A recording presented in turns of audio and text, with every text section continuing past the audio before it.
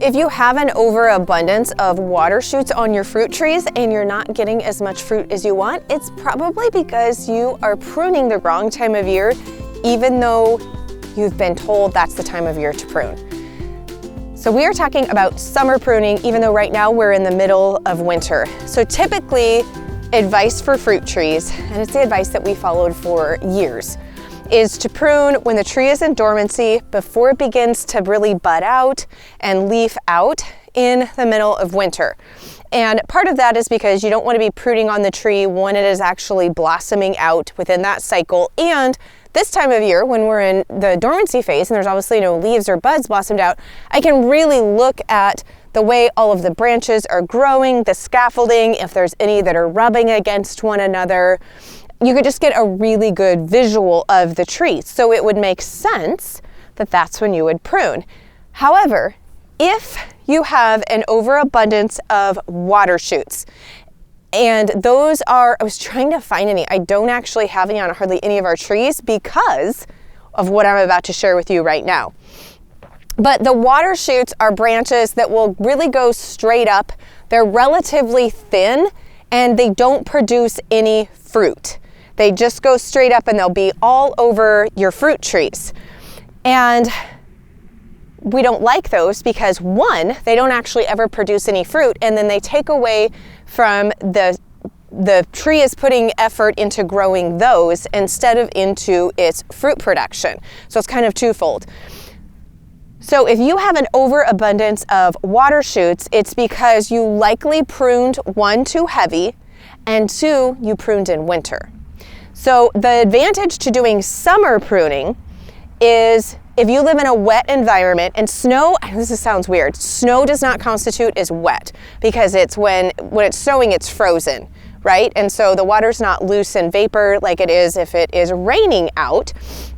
So here, I live on the west side of the Cascades in Washington State, Pacific Northwest. So we're really, really wet. There's very few times during the winter months that we will have a 14-day period, because when you make a pruning cut or you've injured the tree, it's open and more susceptible to disease. So you really want to do your pruning when you've got at least a 14-day period where you don't have any moisture falling in order to combat fungal and bacterial disease getting into the trees. So for us, we rarely have a period in the winter, really never, here, that we experience those conditions. So summer pruning is advantageous for us in order to keep disease down. But if you have a lot of water shoot activity, I think you're going to notice a difference too. So with your water shoots, if you wait until summertime, and it's going to be in usually typically July, it's when the tree enters in what we call second dormancy. And it's after it's set, it's blossomed out, it's leafed out, those blossoms have started to form fruit, but the fruit is in its immature size, right? It's not ready to harvest yet.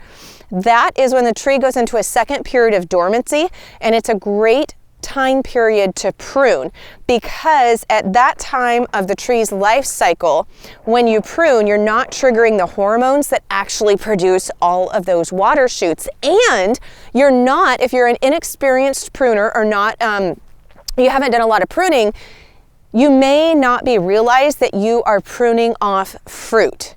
And so if you wait until summertime, when you actually have the branches have started to form the fruit, it's just very small and immature, then you're not accidentally pruning off branches that are producing quite a bit of fruit. So we started doing summer pruning here 2 years ago, 3 years ago, relatively recently, 2 or 3 years ago.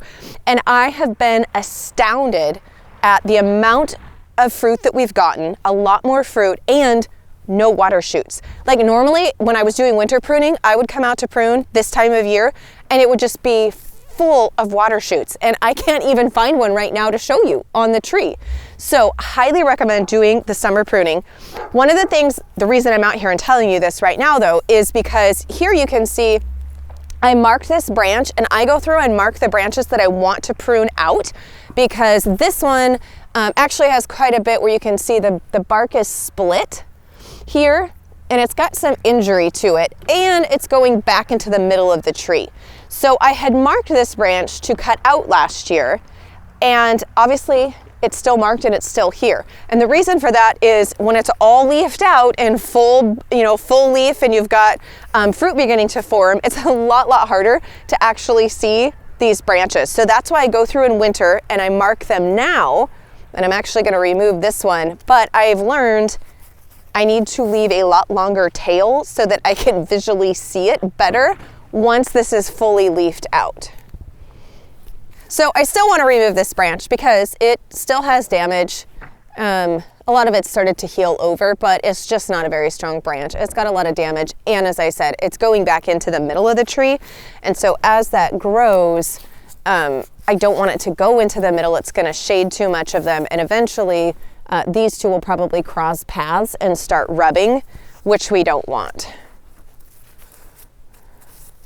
So I am just going to leave a much longer tail there. And I kind of do this loosely, not so much like I don't want it to come untied in the wind, obviously, but it'll be easy for me to see and then to slide up when I cut and remove this branch this summer.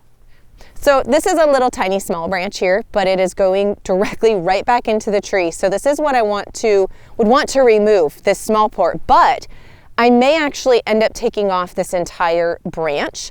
And here's why. Because as this tree grows and matures, this lower branches, you usually end up removing because it has enough branches higher up and enough of leaves and stuff that's going to feed back to the tree. That's fine. And these lower branches are much easier to get cut and to get damaged.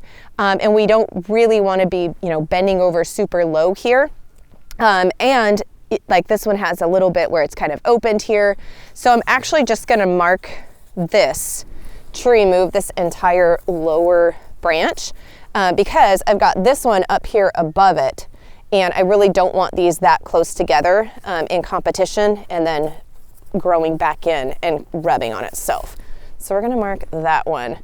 And I might decide to take this one as well. And sometimes I'll come out here in the summer and I'll look at the branches and I may decide to leave one that I had previously marked, but this way I don't accidentally forget one when I can't see everything as clearly. So let me go over a little bit more. Some of these I'll just do tip pruning on. And I don't need to mark that because it'll be just where I'm going to take off the tips of some of these. But these all actually look pretty good. This is a fairly small tree still. It's pretty young. So this branch here actually has quite a bit of damage there and here. And I really only want to have one main leader, and this is much healthier. So I might end up taking this off. I'm gonna mark it and just tipping it here, just because it does have quite a bit of open damage spots on it. Now, if it looked, I'm just checking, if it looked like it had black, like actual disease and not just where it's gotten damaged, if I thought that this actually had an active infection, I would still remove it, even though it's not summer and even though we're supposed to get, I think it's going to be rain. I don't think it's going to be snow. It's supposed to be a mixed. Tonight and tomorrow, if I saw black, I would not let it go and continue to affect the tree, but I don't actually see that. This doesn't have any black there or look like any open, or I should say active infection. So I'm going to go ahead and mark it just to remove it though. Now, this is one of our bigger, more mature apple trees. Obviously, you can see that this bad boy is a lot larger, and I didn't actually do such a hot job of my fall cleanup with this tree this year. So there's actually old apples that are left. These are actually apple maggot traps, which I'll just take down and replace with new ones later on this spring, early summer. But I did have some apples that are remaining on the tree, which is not ideal because that can be pests and disease and introduction. Generally, I would do a much better cleanup. Just didn't get to it this year, quite honestly. But one of the things that I wanted to show you guys is this is also something that I do in winter this time of year, is looking at the tree, and it's enlarged quite a bit. So we actually need to remove this fencing, and this is to keep the deers off from damaging the tree so bad, and bring these posts and bring it back and enlarge this netting and fencing around here. And then I'll actually be able to get in there and mark better which branches need to be removed, because right now, obviously, the fence is doing such a good job at keeping the deer out. It's also keeping me out. So I had one that I had marked last year. Again, same scenarios on that smaller one. And you can see here, I marked it as just such a tiny, small amount that once this was leafed out, and this is a much heavier leafing area, I just didn't see to get that one removed. So we're gonna take down this fencing, not today actually, because I need to get a larger piece of fencing, because this is the biggest piece that I had. This was our largest tree. And either piece it together, or just get a larger piece and pull back the fencing and enlarge it. And then also get in here and really mark this one up, because I've got, like I can see here, if I can get in there, this right here, this is over crossing, and once this branch has a little bit of weight on it from the leaves and from apples, that is going to cause a point of rubbing. And anytime you have intersecting branches that are rubbing, then you're opening it up to disease, which we don't want to do. So I need to mark, and I'll kind of decide, am I going to just remove this branch, or I may decide to remove that whole this whole branch right there. Because you can see these are crossing and beginning to rubbing too. So I really need to get in here and do some evaluation and cleaning up and do a little bit heavier pruning on this section, which I can't do until we have gotten this removed. If you want to see the summer pruning in action when it's actually summertime, that is inside the member vault of the Pioneering Today Academy.